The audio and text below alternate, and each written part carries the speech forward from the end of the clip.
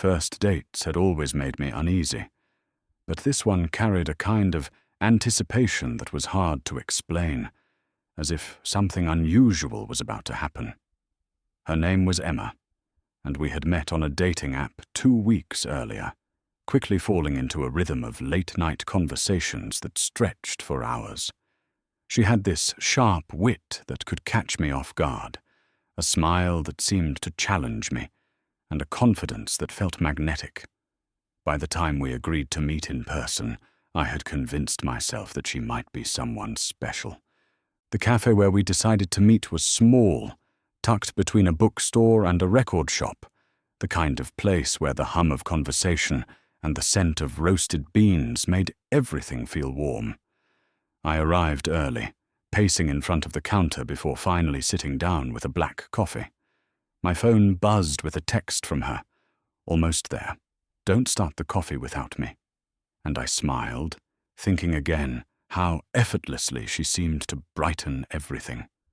When she walked in, wearing a long black coat and bright red lipstick, she turned heads immediately.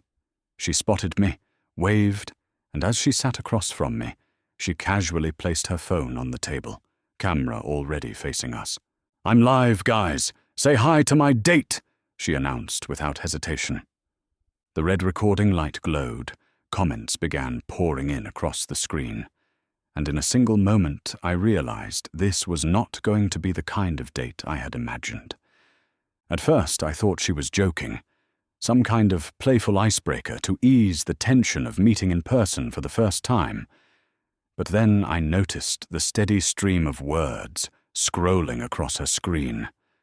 Dozens of comments filled the chat in real time, little bubbles of opinions from strangers who were now staring at me through her phone as if I were an exhibit on display. Some typed things like, "He looks nervous, that's cute," while others were less kind, throwing out blunt remarks about my shirt or the way I held my coffee cup. Emma laughed at nearly every comment, tilting the phone so her audience could get a better angle of me, and asking me questions that weren't her own, but had been dictated by the viewers. "So," she said, with a teasing smile, "they want to know if you're more of a dog person or a cat person."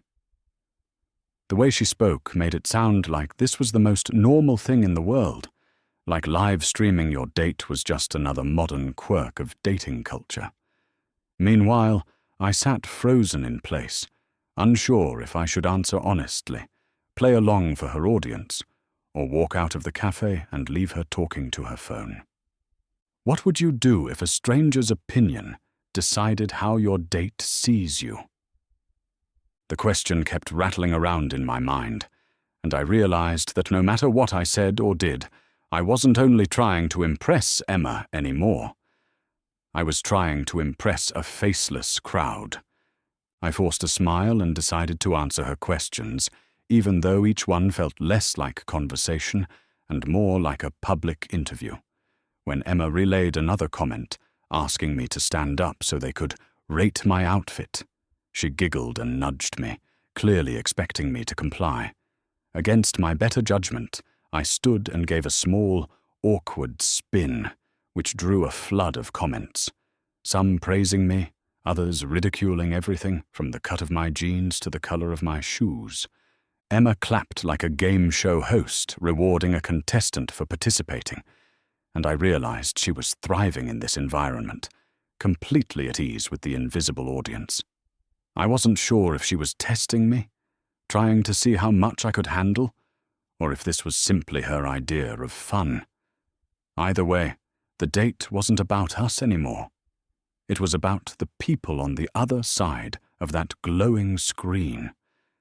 Still, I didn't leave. Part of me was curious. Part of me wanted to prove I could handle it. And another part whispered a dangerous thought I couldn't shake. What if this is what dating looks like now? The longer I sat there, the more I realized that I was teetering between walking away in embarrassment or leaning into the absurdity, and whichever choice I made would change everything. Just when I thought things couldn't get stranger, Emma leaned closer to her phone and asked her viewers to rate me. My stomach twisted as she cheerfully announced, "Okay, everyone, drop your numbers in the chat. 1 to 10. How's he doing so far?" She said it with the same casual tone someone might use when asking for restaurant recommendations. But to me, it felt like stepping onto a stage without knowing the script. The comments poured in instantly. 7 seems sweet but shy. 4, boring energy. 9, I like his smile. The numbers bounced up and down like stock prices, my self-worth fluctuating in real time. Emma scrolled through them, laughing at the extremes, occasionally repeating them out loud as if they were part of our conversation. Each time she read one, I felt a sharp sting, as if the words weren't just floating text, but daggers piercing through the thin armor I had brought with me to this date. She looked at me with a playful smirk, clearly entertained. But all I could think was how surreal it was that my personality, something that should be discovered slowly and privately, was now reduced to a number from strangers who didn't even know my name. I tried to laugh it off, but inside I was beginning to wonder if I had made a mistake coming here at all.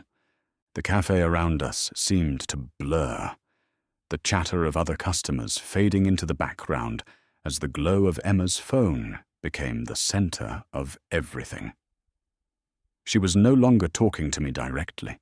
She was performing for them, her faceless crowd, and I was just the supporting actor caught in the spotlight.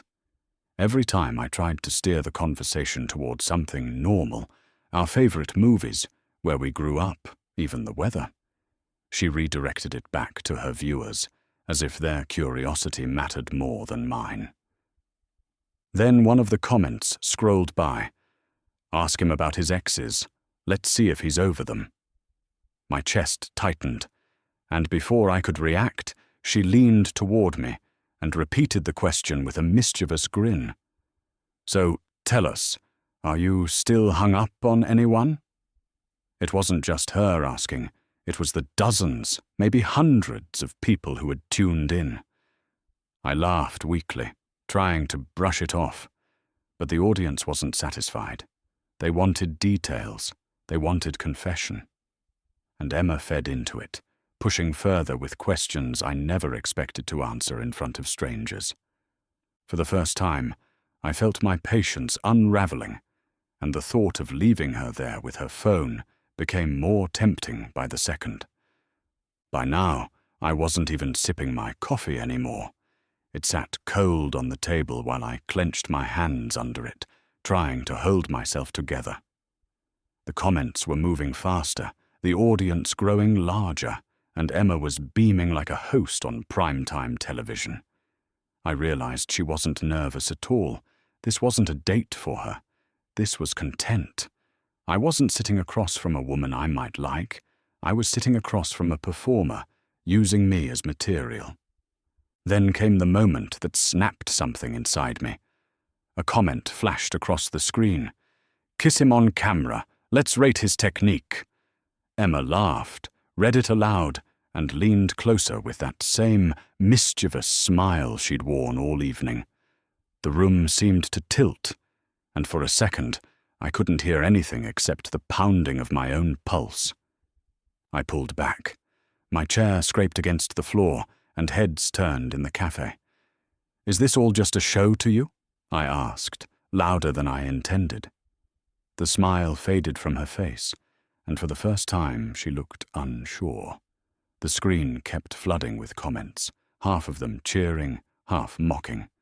In that instant, I knew I had to decide whether to keep playing along or walk out and reclaim the night as my own. The cafe seemed painfully quiet, even though the comments were still flying across Emma's phone. She stared at me, waiting for me to sit back down, maybe even laugh it off, and return to being the entertainment her audience demanded. For a long moment, I thought about it, about how easy it would be to swallow my pride, smile for the camera, and pretend I was fine. But then I realized that if I stayed, I wouldn't just be letting her audience rate me, I'd be rating myself. And deep down, I knew I was worth more than a number on someone else's screen. I pushed back my chair fully and stood up. "I didn't come here to audition," I said quietly, but loud enough for her and anyone nearby to hear. Emma blinked, her smile faltering, as if she hadn't prepared for the possibility that I might not play along. Her phone was still streaming, her audience still demanding more, but I no longer cared. I walked past the counter, past the other customers who had been pretending not to eavesdrop, and stepped out into the cool night air. For the first time all evening, I could breathe again.